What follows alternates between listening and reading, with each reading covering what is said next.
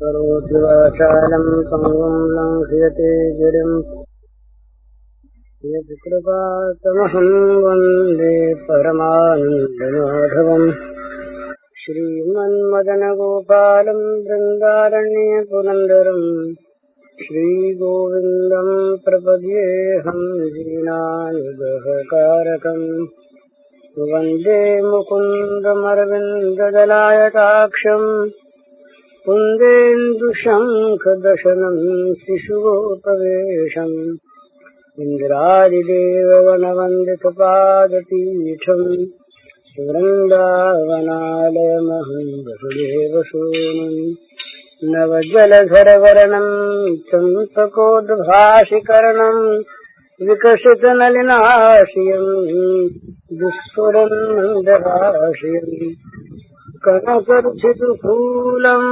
चारुबर्हावतूलम् कमपि निखिलसारम् नौमि गोपीकुमारम् वंशीविभूषितकरान्नवनीरदाभात् पीताम्बराधरुगन्धफलाधरोष्ठात् पूर्णेन्दुसुन्दरमुखाधरविन्दनेत्रात् कृष्णात् परं किमपि तत्त्वमहं न जाने।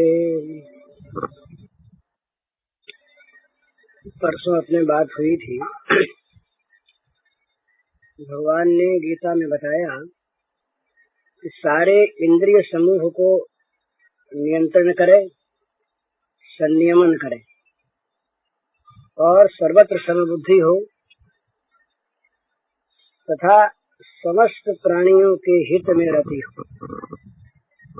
ये तीन साधनाएं साथ रहें तो अव्यक्त के उपासक को भी मेरी प्राप्ति हो सकती है। अब सारी इंद्रियां वश में रहें, नियंत्रण में रहें, ये जितना कहना सहज है होना बड़ा कठिन। तो गीता में ही एक सरल उपाय बताया है। भगवान ने कहा, तानि सर्वाणि संयम्य युक्त आसीत मत्परः। ये दूसरे अध्याय में इस प्रकार की बात एक ही जगह आई है जहाँ मत्पर शब्द आया है। सांख्य का विवेचन दूसरे अध्याय में है और अंत में स्थितप्रज्ञता के लक्षण बताए हैं। इंद्रियों को वश में करने की बात कहते हुए और मनुष्य का पतन कैसे होता ये बताते हुए पतन के 8 क्रम बताए भगवान ने। प्रारंभ से लेकर और पतन की अवस्था तक पहुंचने में 8 स्तर हैं।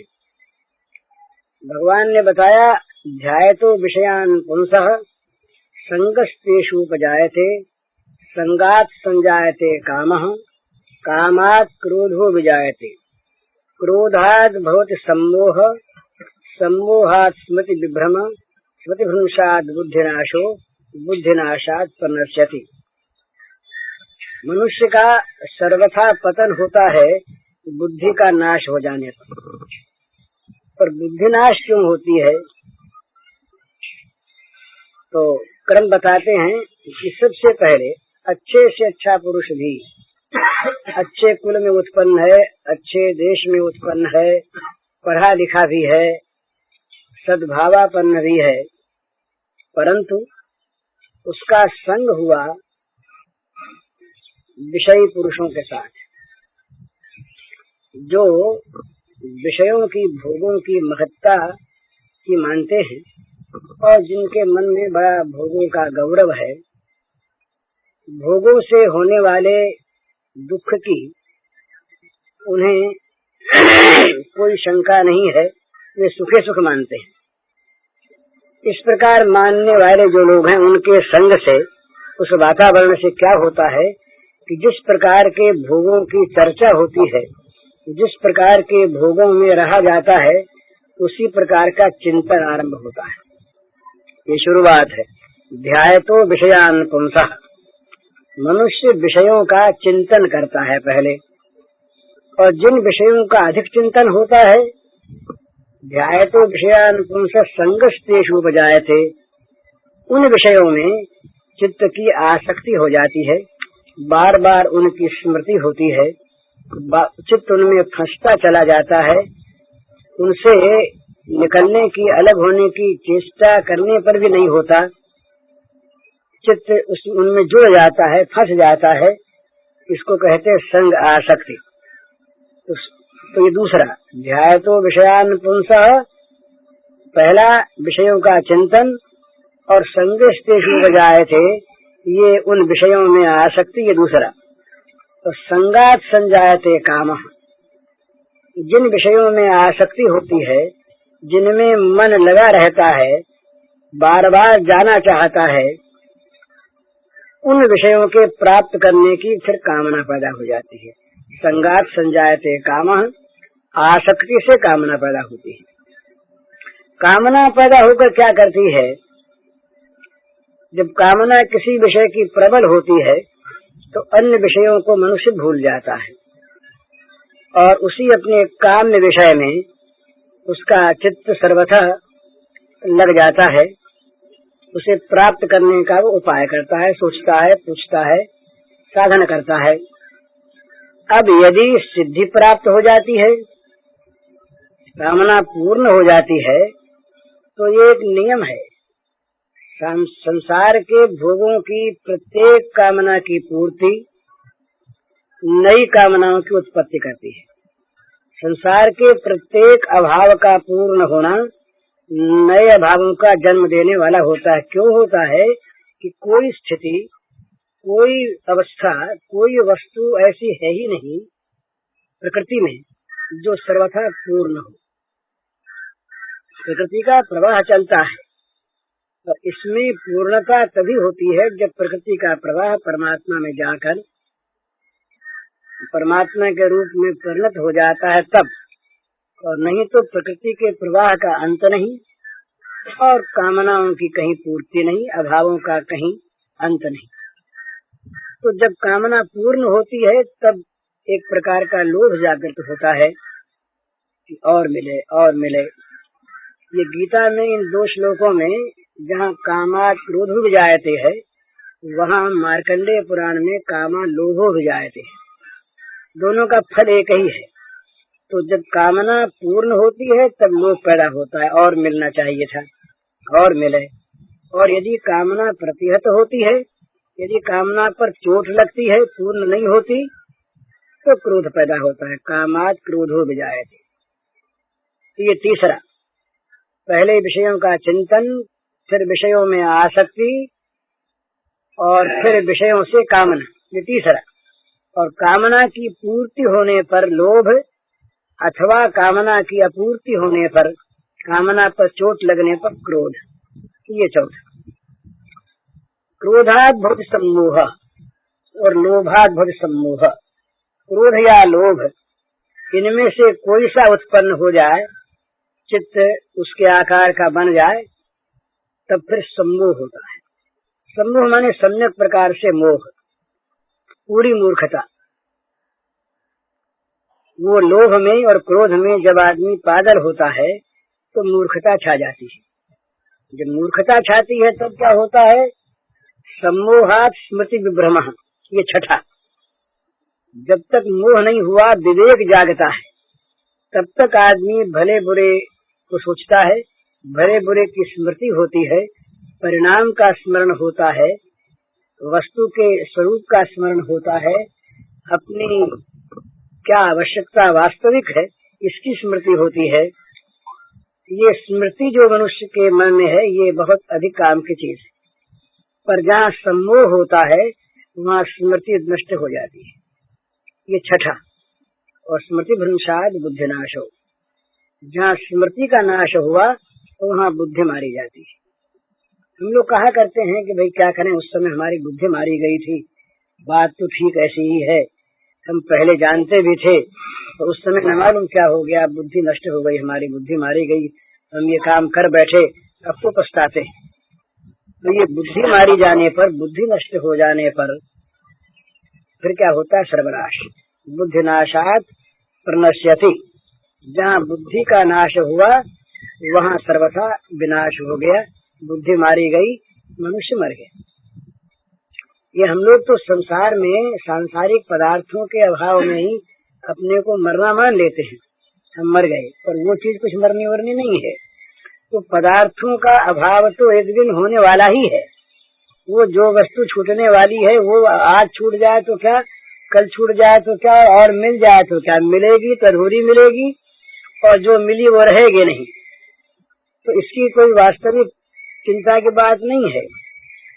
परंतु मृत्यु तो वो है कि जहाँ हम अपने मनुष्यत्व से मर गए, हमारी मानवता मर गई, हम भगवान की ओर जो हमारे जीवन की गति थी उससे हम विमुख हो गए। ये सबसे बड़ा प्रमाद, और प्रमाद ही को हमारे शास्त्रों में मृत्यु कहा है। तो बुद्धिनाशात् नश्यति, बुद्धिनाश होने पर मनुष्य इस प्रकार मर जाता है, उसका सर्वनाश हो जाता है। तो इनमें सब में पहली चीज क्या है? पहली चीज है विषयों का चिंतन। और विषयों का चिंतन क्यों होता है? विषयों में सुख की एक भ्रांति है कि सारा सुख, सारा आनंद इन विषयों में ही है। इस प्रकार की सहज धारणा हमारी, उपदेश आदेश की आवश्यकता नहीं, एक सहज धारणा हमारी हो रही है, स्वाभाविक। और उसी धारणा को लेकर के हम विभिन्न विषयों का, जिनमें हमको अधिक सुख की प्रतीति होती है, वो भी अलग अलग होती है।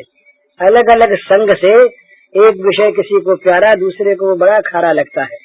अनुकूलता प्रतिकूलता सब विषयों में सबके समान नहीं होती, रुचि भेद है, मन का भेद है, अधिकार का भेद है, आवश्यकता का भेद है। तो इस प्रकार अपनी अपनी रुचि के विषय में जब मनुष्य सुख की भावना करता है, तब वो उसके परायण होता है, उसका आश्रय करता है।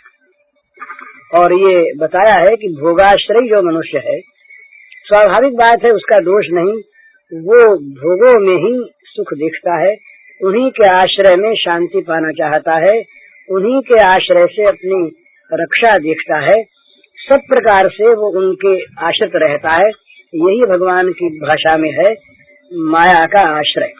दैवी हिंसा गुणमयी मम माया दुरत्यया मामेव ये प्रपद्यन्ते मायाम एताम तरन्ति ते। मेरी ये त्रिगुणमयी माया बड़ी विषम, बड़ी दुर्घट, इससे बड़ी दुरत्यय, पार होना बड़ा कठिन। परंतु जो मेरा बन जाता है, जो मेरे शरण हो जाता है, वो इस माया से तर जाता है। तुलसीदास जी कहते हैं, बिगड़ी जन्म अनेक की सुधरे अबही आज, हो ही राम को, हो ही राम को। सबसे पहली बात, नाम जप तुलसी तज को समाज। सबसे पहली बात हो ही राम को। मनुष्य ये विषयों का गुलाम हो रहा है, भोगों का गुलाम हो रहा है, इंद्रियों को परितृप्त करने की इच्छा से, और इंद्रियों के जो भोग हैं उन भोगों में ही ये अपने जीवन को लगाकर और जीवन को सफल बनाना चाहता है। इस प्रकार की एक बड़ी भारी भ्रांति ये बैठी हुई है मन में, इसलिए भोगाश्रय होता है। और भोगाश्रय में जब कामना प्रबल होती है तो बुद्धि मारी जाती है। भोगाश्रयी मनुष्य निषिद्ध कर्म किए बिना रह नहीं सकता, स्वाभाविक। तो भोगाश्रयी से बनना है भगवदाश्रयी। सारी गीता का तात्पर्य अगर हम देखें तो सबसे पहले भगवान से अर्जुन ने कहा, शिष्यस्तेहम साधिमाम त्वाम प्रपन्नम। ये गीता का बीज है। अर्जुन बहुत दिन साथ रहे, परंतु त्वाम प्रपन्नम जब तक नहीं कहा तब तक गीता शुरू नहीं हुई। अर्जुन ने कहा, मैं आपके शरण में आ गया, मुझे क्या करना है क्या न करना, वो रास्ता दिखता नहीं, किन करते विमूढ़ में, मुझे बताइए मैं क्या करूं, बताइए। और अंत जो गीता का है तो भगवान के शब्दों में, सर्वधर्मान् परित्यज्य माम एकम शरणं व्रज। छोटा बच्चा मल में भरा हुआ भी है तो क्या माँ उसका बहिष्कार कर देती है? माँ क्या कहती है कि तुम मल को धो करके साफ होकर शुद्ध होकर के मेरी गोद में आओगे, तब मैं तुमको गोद में लूंगी, तब मैं अपनाऊंगी, तब प्रेम करूंगी। माँ का हृदय वात्सल्य से भरा, स्नेह से भरा। वो देखती है माँ के बच्चा बस मेरे ही आश्रित है, अपने आप मल धो नहीं सकता, मल में भरना तो जानता है, धोना नहीं जानता। मल निकलता ही है स्वाभाविक, और धोने की उसको किसी प्रकार की संज्ञा नहीं है, धो सकता नहीं, भरा रहता है, केवल रोता है। रोता भी कहना भी नहीं जानता कि तुम आके मुझे धो दो, बचा लो।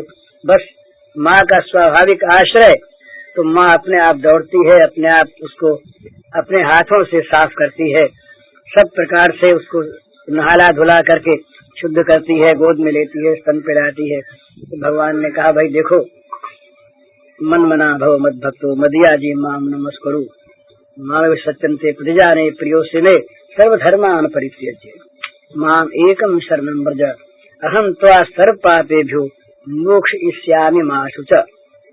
तुम चिंता न करो, तुम्हें सोच मत करो, तुम्हें सारे पापों से मुक्त मैं कर दूंगा, पापों को मैं धो दूंगा, केवल तुम मेरे आश्रय में आ जाओ, केवल सब सारे आश्रयों का परित्याग करके मेरे आश्रय में आ जाओ। तो हम लोग जो हैं कि बहुत दूसरी चीजों का आश्रय किए रहते हैं और उसमें कभी सफलता किसी को आज तक मिली नहीं।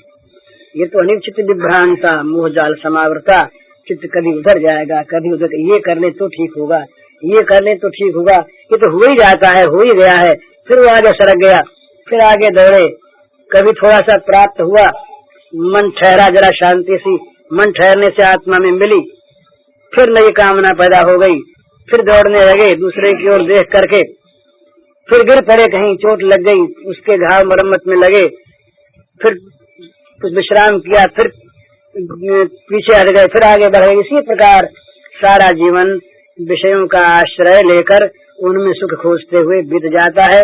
कहीं द्रोह, कहीं दंभ, कहीं द्वेष आपस में, ये मेरे से आगे बढ़ गया, यही बड़ा भारी एक दुख हो जाता है मनुष्य को कि मैं तो कुछ पीछे रह गया, मेरी बराबरी का था ये बहुत आगे बढ़ गया। ये सब इसीलिए काहे में आगे बढ़ा, विषयों में आगे बढ़ना, कुछ भी आगे बढ़ना नहीं है, ये तो एक प्रमाद की दशा है। तो भगवान ने कहा कि बस माम एकम शरणं व्रज, मेरे परायण हो जाओ।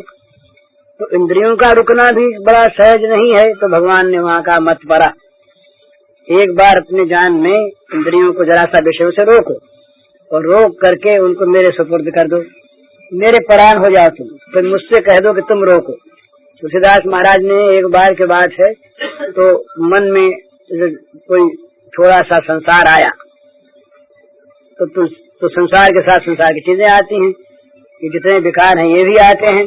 तो तुलसीदास जी ने कहा, महाराज देखो अपने घर को संभालो, हृदय भवन प्रभु तोरा, यहाँ आए बसे बहु चोरा। ये आपके महल में, आपके ये हृदय आपका महल है, आपका भवन है, और इस भवन में चोर आ बसे हैं, चोर आने लगे हैं, ये घर लुट जाएगा आपका, आप संभालो। तो भगवान का घर लुटता नहीं, और लुटता तो भगवान नहीं लुटता है। तो युक्त आसीत मत परः, भगवान के परायण हो जाए, अपने आप को भगवान का बना दे, ये सारी विपत्तियों से रक्षा पाने का और सारी संपत्तियों को प्राप्त करने का एकमात्र परम साधन है, अपने को भगवान का बना दे। और उनका बन जाने पर अभी वो हमारे ही हैं, फिर वो प्रत्यक्ष हमारे बन जाते हैं, और यहाँ तक कह देते हैं कि हम तो तुम्हारे सिवा किसी को जानते ही नहीं। जो भगवान अखिल लोकात्मा हैं, विश्वात्मा हैं, वो भगवान उस अपने के लिए वो कह रहे थे कि बस हम तो उसी को जानते हैं। ये भागवत की भाषा है भगवान की। वहाँ कहा भगवान ने, वो साधु हृदय मह्यम साधु नाम हृदय तुहम मदन्नते न जानन्ति नाहम तेभ्यो मनागति। वो जब मेरे सिवा किसी को नहीं जानते, तो मैं उनके सिवा किसी को नहीं जानता। उदाहरण दिया कि जैसे सत स्त्री सतपति को वश में कर लेती है, उसी प्रकार उन्होंने मुझे वश में कर लिया। उस पति पत्नी के संबंध में, उस पत्नी के लिए जगत में और कोई पुरुष नहीं, और उस पुरुष के लिए जगत में और कोई स्त्री नहीं। वो जानती है पति रूप में केवल उसको, और वो जानता है पत्नी रूप में केवल उसको।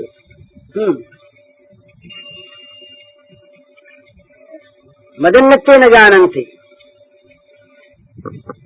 वो तो मेरे सिवा किसी को नहीं जानते, और ना हम तेभ्यो मनाकपि, मैं उनके सबसे नहीं जानता। इतना सुंदर नाता है ये।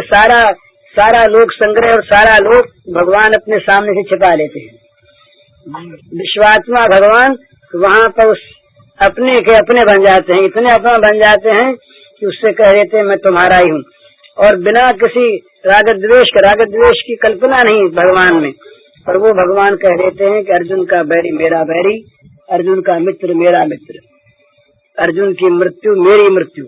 इस प्रकार के भगवान के महाभारत में वचन मिलते हैं। ये क्यों है? भगवान का हो जाने पर, हम भगवान के हो जाएं तो हमारे सारे पापों का नाश भगवान के द्वारा होगा। हम भगवान के हो जाएं, सारे पुण्यों का उदय भगवान करवा देंगे। हम भगवान की हो जाएं, सारी विघ्न बाधाएं भगवान की कृपा अपने आप नाश कर देगी। हम भगवान के हो जाएं, हमारे सारे योगक्षेम का वहन स्वयं भगवान करेंगे। ये भगवान की वाणी की बात मैं कह रहा हूँ, भला जितनी बात मैं इस समय मैं कह रहा हूँ ये भगवान के शब्द हैं। योगक्षेम वहाम्य हम, तुम मेरे हो जाओ, योगक्षेम का वहन मैं करूंगा। तुम मेरे हो जाओ, मेरी कृपा सर्वदोगारी मत प्रसादा तदिशसी, तुम सारी की सारी कठिनाइयों से, सारे कठिनाइयों के दुर्गों से तुम तर जाओगे, सब पर विजय प्राप्त कर लोगे, सबको लांघ जाओगे मेरी कृपा से। मेरी कृपा काम कर देगी। बड़ा महान संसार सागर, बड़ा विशद, बड़ा विशाल और बड़ा भयंकर ऐसा संसार समुद्र भगवान ने कहा मैं तार दूंगा, मैं तार दूंगा। अहम समुद्धरता भवामी संसार सागरात, तेषाम हम समुद्धरता मृत्यु संसार सागरात, भवामी नचरात पार्थ मैया विशित शाम, संसार सागर से पार मैं कर दूंगा। योगक्षेम की तुम्हारी चिंता सारी मेरे जिम्मे रही। यहाँ तक कहा कि मैं उसका भार वहन करूंगा, ढोऊंगा, उस भार को अपने सिर पर लेके ढोऊंगा मैं। वहां शब्द है, वहां में हम, अहम वहामी, और तुम मुझे प्रेम से जो कुछ दोगे वो मैं खाऊंगा। वो ये नहीं कि बहुत दूर से भोग लगाने की और मंत्रों की जरूरत है, कुछ नहीं। पत्रम पुष्पम फलम तोयम यो मे भक्त्या प्रियच्छति तदहम भक्त गृहतम अश्नामि प्रयतात्मनः। प्रेम से वो सनी हुई जो वस्तु है वो भगवान कहते हैं मुझे इतनी प्रिय है कि उसे मैं स्वयं खाता हूँ। अश्नामि, गृह्णामि नहीं है, अश्नामि, उसे मैं स्वयं खाता हूँ। तो इतना भगवान अपना बन जाते हैं। ये तर्क वाले तर्क किया करें, कोई आपत्ति की बात नहीं। तर्क वालों के लिए वो तर्क वाले भगवान हैं, पर ये प्रेमियों के लिए, अपनों के लिए, भगवदियों के लिए, भगवान के शरणागतों के लिए इनके अपने भगवान हैं। और इनकी जो अनुभूति है अपने भगवान की, वो अनुभूति चाहे किसी के विश्वास के योग्य न हो और चाहे कोई उसे न माने। वो पंडित गोपीनाथ कविराज ने एक लेख में लिखा था कि कोई जंगल में अकेला जाए, उसको कोई विचित्र फल प्राप्त हो जाए और वो फल वो खा ले, उसके स्वाद का अनुभव कर ले। विचित्र स्वाद है और विचित्र प्रकार का फल है, कहीं उसने पहले देखा नहीं, मिला नहीं, आज वो मिल गया, उसने ले लिया, और फल नहीं है वहाँ दिखता। अब वो आकर के लोगों से कहे और लोग न माने, लोग कहें ऐसा फल हो ही नहीं सकता, है ही नहीं। तो लोग चाहे न माने, लोग चाहे कह रहे नहीं हो सकता, लोग चाहे कह रहे नहीं है, तो उसकी जो अपनी अनुभूति है, उसका जो अपना स्वाद का अनुभव है, उसे वो कैसे छोड़ सकता है? वो तो उसके पास है, उसने जाना, उसने पाया, उसने खाया। इसी प्रकार से ये भगवान का हो जाने पर, भगवान का हो जाए आदमी, अपने आप को भगवान के अर्पण करके उनका हो जाए। और अपने भगवान को हम चाहे जिस संबंध से, चाहे जिस नाम से, चाहे जिस रूप में हम उनको अपना बनावे, वो अपना होने को तैयार। वो सर्वलोक महेश्वर भगवान, सर्वात्मा भगवान, विश्वमय भगवान और विश्वातीत भगवान, सर्वमय सर्वातीत, गुणमय और गुणातीत, जो ऐसे भगवान हैं जिनकी मन वाणी बुद्धि से व्याख्या नहीं हो सकती, जिनको न पाकर मन बुद्धि इंद्रियां लौट जाती हैं। कि तो वाचा निवर्तन्ते अप्राप्य मनसा सह।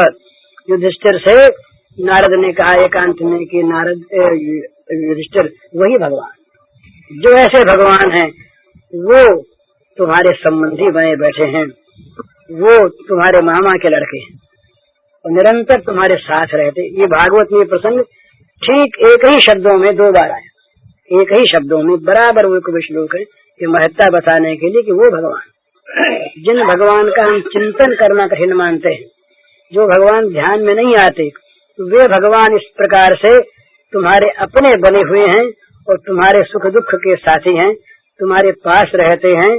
तुम्हारे समान सौभाग्यवान जगत में कौन होगा।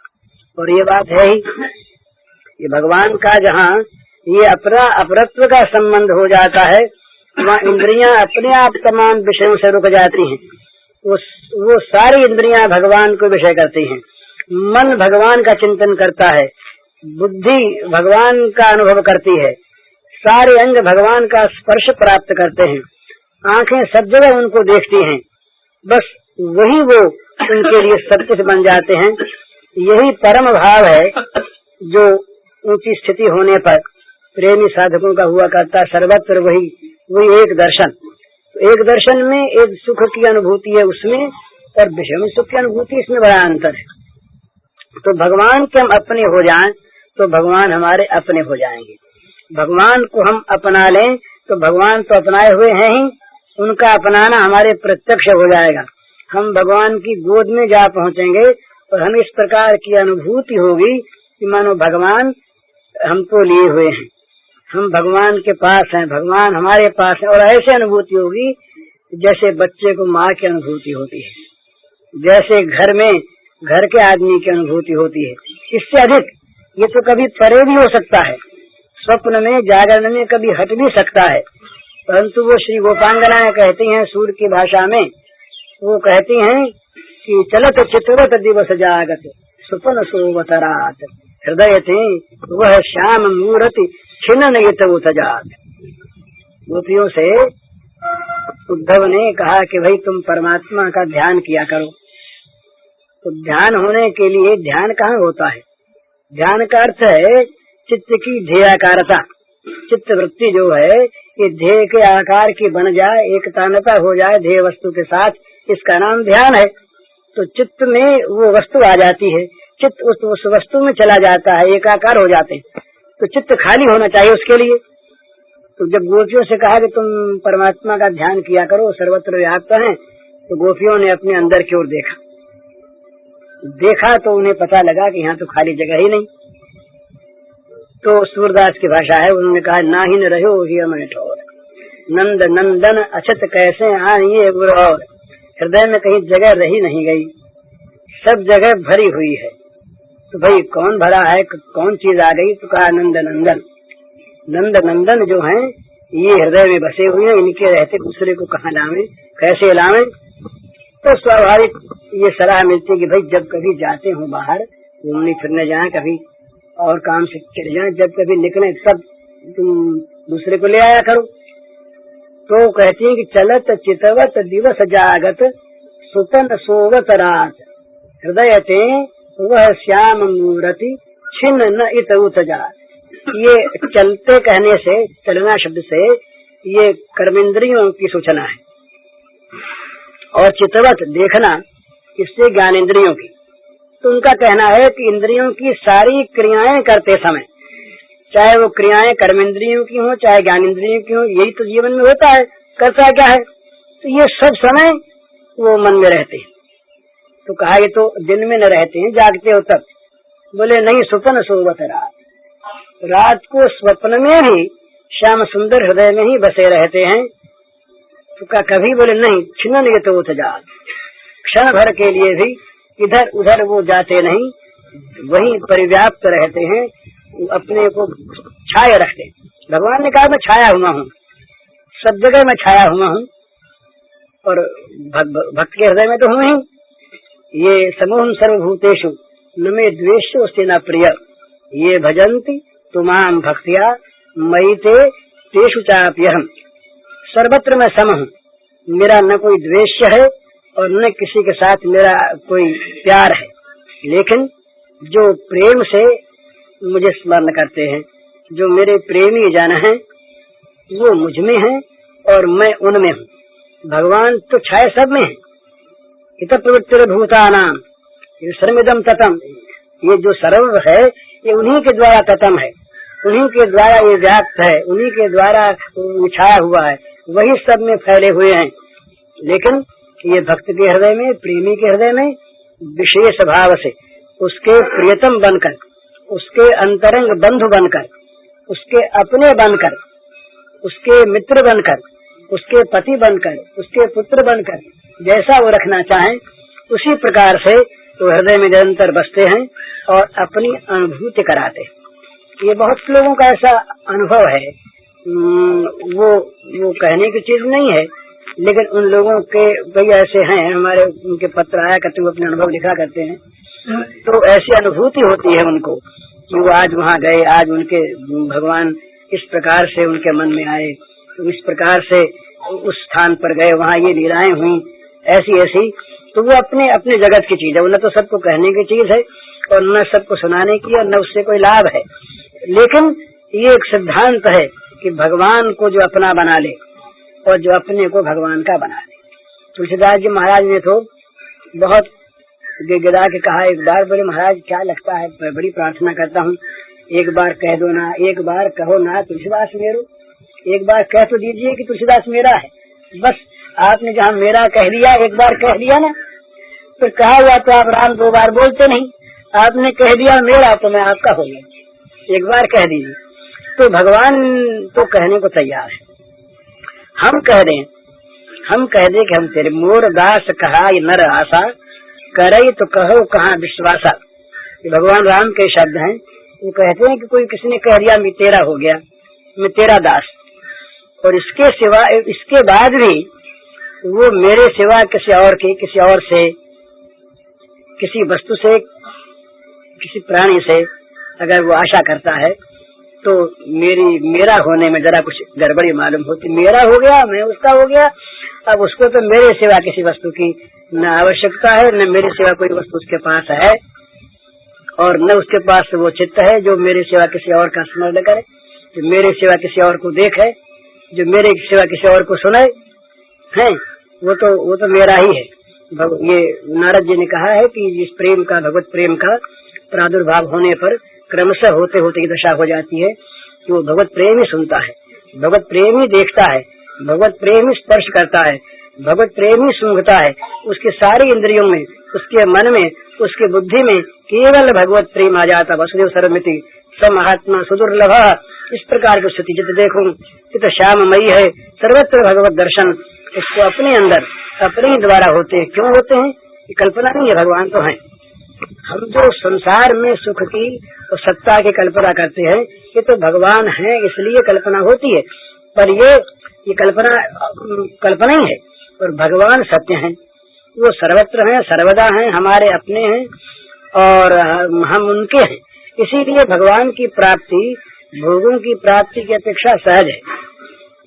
भोगों की प्राप्ति जो है ये तो कर्म फल से होती है।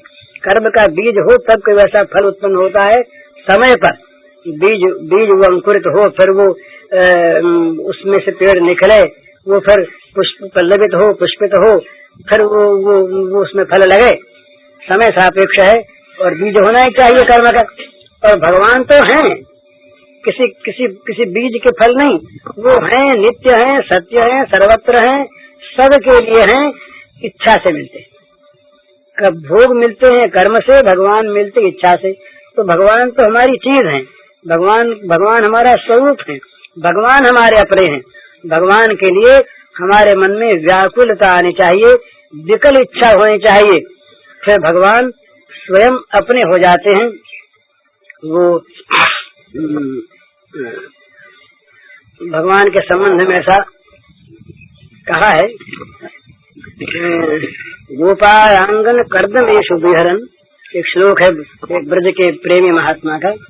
वो कहते हैं गोपालांगन कर्दमेषु विहरन विप्रध्वरे लज्जसे, ब्रूषे गोकुल हुंकृतैः स्थितैः मौनम विधत्से सता, दास्यम गोकुल पुष्चलीषु कुरुषे स्वाम्यम न दान्तात्मसु,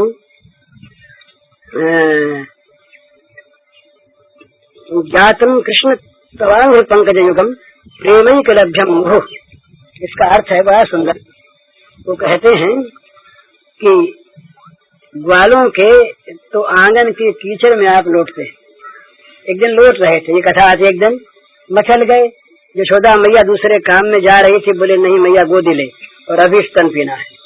मचल के, और वो जब नहीं मानी माँ तो जमीन उस कीचड़ में लौट गए और तमाम अंग में कीचड़ लग गया और कीचड़ में सन गए, रोने लगे। तो इतने में नारद जी पहुंचे। नारद जी ने वो दृश्य देखा। नारद जी बोले राम राम। जिनका हम हृदय में ध्यान करना चाहते हैं, ध्यान में देखना चाहते हैं और ध्यान में नहीं आते, वो स्वयं इनकी गोद चढ़ने के लिए रो रहे हैं। ये कितना इसका भाग्य है। तो गोपालांगन कर्दम येषु विहरन, ग्वालों के आंगन के कीचड़ में आप लौटते हैं, लेकिन विप्रध्वरी लज्ज से बड़े बड़े ऋषि ब्राह्मण लोग यज्ञों में आपको बुलाते हैं, वहाँ साक्षात प्रकट नहीं होते आप, वहाँ आने में आप लजाते विप्रध्वरे लज्ज से। और ब्रूशे गोकुल हुंकृत ही, किसी बछड़े ने भी अगर जोर से पुकार दिया तो दूर से कहते हाँ आया, बोल जाते हैं। और जहाँ सैकड़ों स्तुतियां करते हुए रहते हैं बड़े बड़े महात्मा लोग, वहाँ मौनम विधत्ते सकाम, वहाँ आप मौन रहते हैं, जवाब नहीं देते।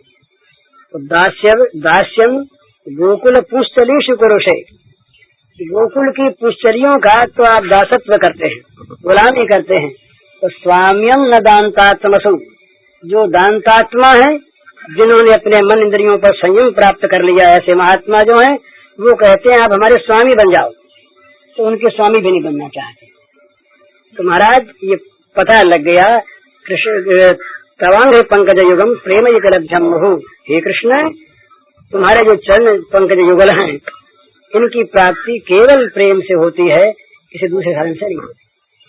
तो ये भगवान का स्वभाव है ऐसा कि जहाँ भगवान से हम प्रेम का नाता करते हैं और सबके का मोह छोड़कर भगवान में मोह कर देते हैं। मोह शब्द में आपत्ति नहीं है, शब्दों को लेकर के लड़ने में कोई फायदा नहीं। मोह शब्द कहें, काम शब्द कहें, कोई आपत्ति नहीं।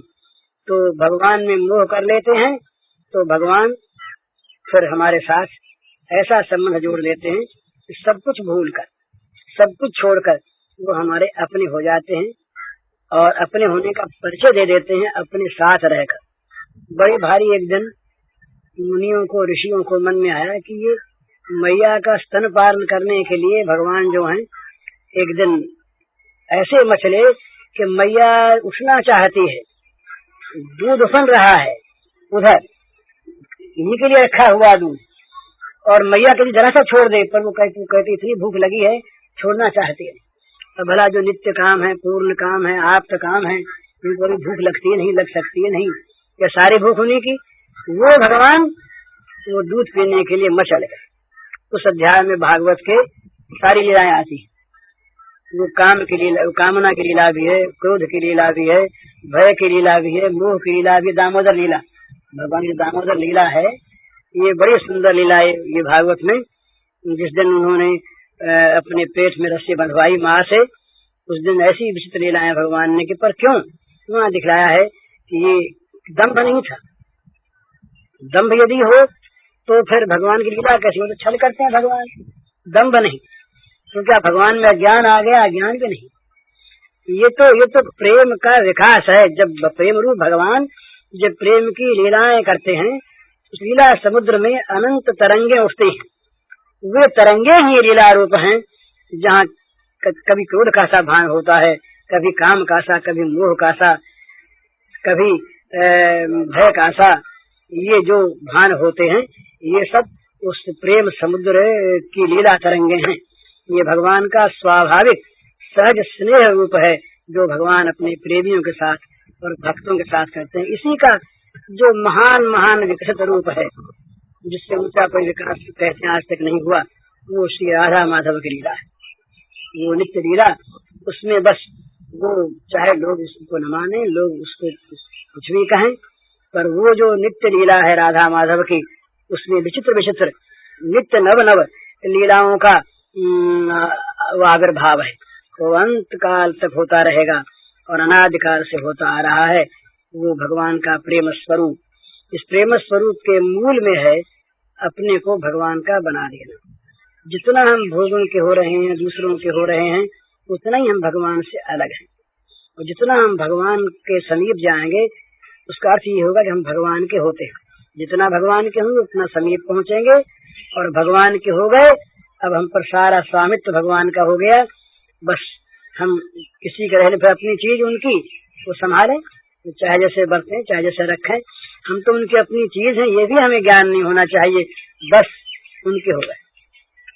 इस प्रकार का बनने के लिए सबसे पहली आवश्यकता है कि हम अपने में ये जो भोगों का दासत्व है इसको मिटाने की चेष्टा करें, और इसको मिटाने में भी भगवान की कृपा ही कारण होगी। वहाँ भी अपना पुरुषार्थ जो है ये फेल हो जाता है। जहाँ पुरुषार्थ करने जाएंगे वहीं अगर पुरुषार्थ में कहीं विजयी होने लगे तो अभिमान पैदा होगा, हमने अपने जीवन को बनाया, हमने बुराइयों पर विजय प्राप्त की, हम औरों से अच्छे हैं और लोग बुराइयों से ग्रस्त हैं, दूसरे नीचे हैं हम ऊंचे हैं। इस प्रकार का एक अभिमान आकर के हमारे अंदर एक बड़ी बुराई और पैदा कर देगा, और वैसा न हुई होगा तो हमारा पुरुषार्थ इन सारे शत्रुओं के सामने पराभूत भी कहीं कहीं हो जाएगा, हम हार जाएंगे। लेकिन अगर हम भगवान के हो गए तो न तो हमारे अंदर कोई अभिमान आएगा और न हम परास्त होंगे। भगवान की शक्ति सारी शक्तियों को, सारी विरोधी शक्तियों को अपने आप परास्त कर देगी। हम तो बस केवल भगवान की गोद में उनके पास रहे आनंद में उनके श्री स्वरूप सौंदर्य को देखते रहेंगे और मुग्ध होते रहेंगे।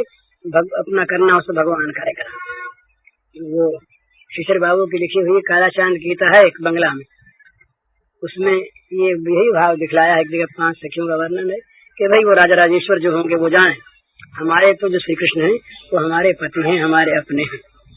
वो राजकाम में कुछ करना हो कराना हो दूसरे जो होंगे वो राजेश्वर होंगे, वो अपना करते कराते होंगे, हमसे उनसे मतलब नहीं, हमारे तो अपने घर के हैं। तो भगवान को अपना बना के अपना घर का बना ले। और ये बड़ी विचित्र बात है, ये समझ में नहीं आती ना लोगों के, इसीलिए वो तर्क बीच में आ जाते कि इतने बड़े इतने महान सबसे अतीत वो हमारे तुच्छ के कैसे हो जाएंगे। यही तो उनकी महत्ता है, इसीलिए तो अनुरणीयान है। महत्व महियान होने के साथ साथ अनुरणीयान है, प्रत्येक अणु से जो अणु है वो भी भगवान का स्वरूप है। यहाँ जो तुच्छ से तुच्छ वस्तु है वो भी भगवान का स्वरूप है। हम भगवान के हैं, भगवान हमारे हैं, ये ऐसा विश्वास करके हमें भगवान का आश्रय करके भगवान के बल पर ही भगवान का बनना चाहिए, और भगवान का बनने के लिए भगवान से प्रार्थना करनी चाहिए। और फिर जो जो हम भगवान के बनेंगे त्यों हमारा जीवन अपने आप प्रसन्न आनंदमय प्रेममय सुखी होता चला जाएगा। ये भोगों से सुख कभी मिलने का है नहीं, तो दुख योनि है, इनमें रमे रहिए रचे पचे रहिए, दुख निरंतर मिलता रहेगा। इसे छूटने का उपाय बस एक ही है, भगवान में मन को लगाना, भगवान के आश्रय होना, भगवान को ही अपना सर्वस्व मानना। हरि ओम। पूज्य श्री भाई जी के इस प्रवचन का शीर्षक है भोगों से मन को हटाकर भगवान में लगाएं, और इसका कैसेट संख्या है 27।